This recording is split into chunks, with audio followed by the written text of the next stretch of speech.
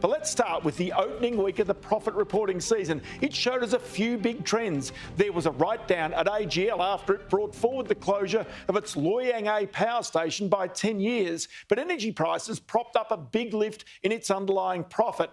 Now there's evidence that insurers Suncorp and QBE are passing on higher building and car repair costs to consumers with increased premiums. And though Matt Comyn at the Commonwealth Bank reported few bad debts in its $10 billion profit, he did warn that more businesses are showing signs of stress as consumer demand flags. Now, to see what he made of the raft of company profits out this week, I caught up late this week with Steve Johnson, Chief Investment Officer with Forager Funds Management.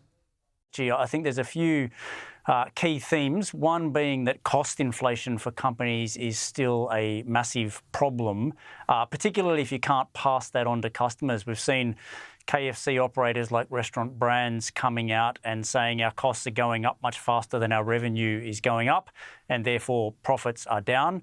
That's been a huge problem, whereas we saw Boral out this morning passing those costs on to their customers. You just touched on the insurance companies.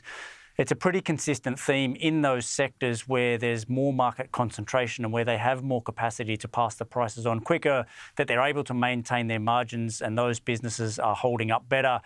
And then, look, the other really big one out there is that these interest rate rises are hitting the discretionary consumption part of the economy much, much harder than they're hitting everywhere else. We've still got pretty buoyant times in construction. We've still got good employment rates at the moment and wages going up. So lots of sectors are doing okay, but that discretionary spending where the mortgage belt is being forced to deploy more and more of their incomes to paying mortgages. We saw Myer out earlier this week with a really, really worrying result, I think, for the rest of the sector in terms of their sales growth going negative pretty quickly and no sign of that letting up through July and August. There's one other aspect of this, and we might just play a little bit of a grab here of Douglas Thompson from Coronado Coal, because it just seems to me that notwithstanding a recent blip in gas prices, there's also a real strong narrative that the resources boom that we had seen perhaps 12 months ago has pretty much come to an end. Have a listen to Douglas Thompson from Coronado Coal earlier this week. India being the bright star after the monsoon season, we're going to see restocking and driving of their steel mills.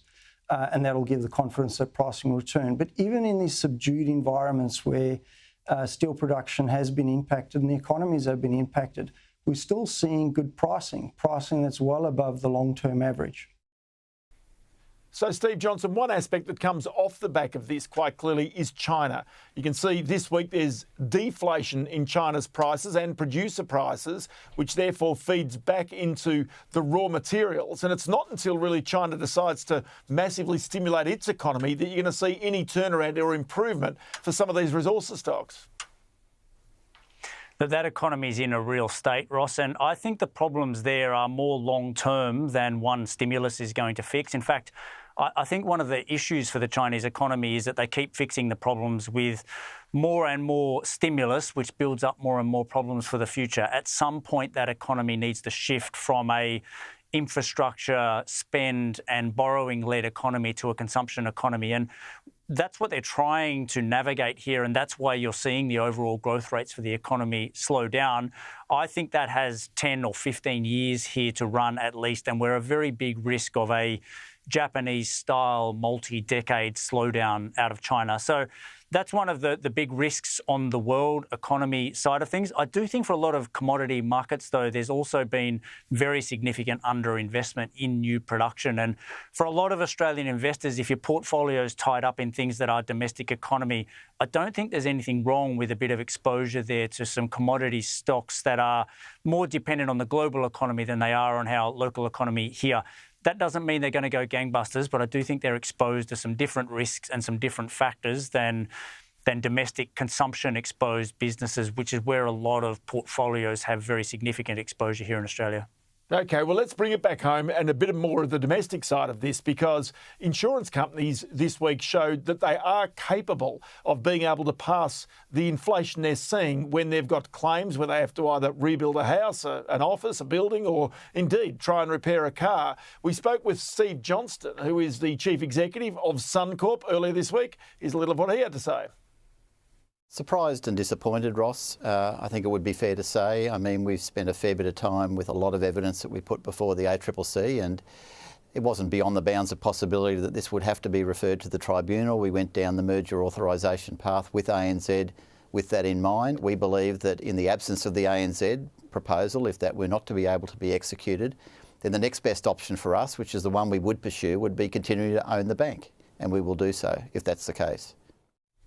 So, Steve, he's obviously talking there about the ACCC knocking back the proposal that he'd be able to sell Suncorp Bank to the ANZ. But this really goes to the whole narrative about trying to concentrate in that insurance sector to try and have the capital that he needs to basically make certain that any natural disasters and the increasing cost of claims can be well and truly covered by the capital the business has.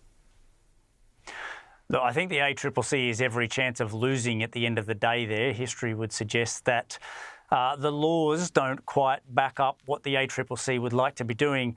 I think as a customer and a consumer, as a country, though, we should be looking at the laws and saying we have a very, very, very concentrated banking sector here, probably the most concentrated in the world. And if it were me setting sensible policy, I'd be saying none of those big four banks can be buying more market share here in Australia, because it is quite clearly, from my perspective, not going to be good for consumers. And I think you're seeing some of that in the very concentrated insurance space as well, where not only are they passing on prices, but they're making pretty healthy profits at the moment as well. So I think it's a whole space where the government should be looking at what sort of laws they need to pass to give the ACCC a little bit more power here.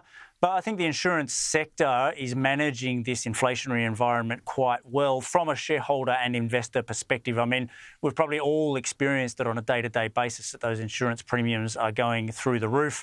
That is a function of rising costs, and it is a function of their pricing power on the other side of that as well. They're able to pass it through pretty quickly. There's a little smash repairs company called AMA that's on the other end of all of these negotiations, and if you look at its share price, you'll see that they have not been benefiting from this environment because they have these contracts with insurance companies that were set at much lower prices. But it's clear that there is more inflation that needs to flow through that particular part of the market, simply because most people are signing premiums that last at least a year and sometimes 2 and 3 years, where we're yet to see that inflation flow through.